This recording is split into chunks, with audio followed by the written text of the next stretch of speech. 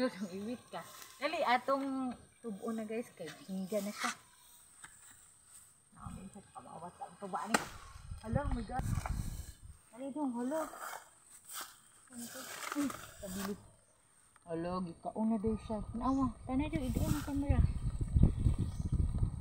Gikaon na siya guys sa langgam. Whether langgam or RET. Ano, sayang. So, sige lang, at least nakakaon po sila. Okay siya guys.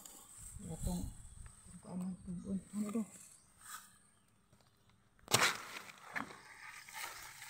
Sagot siya. Ay, pa masay mga laing kuan. Ang sulod niya is ilan niya 2, 4, 6, 2, 6, 8, 10, 12, 14.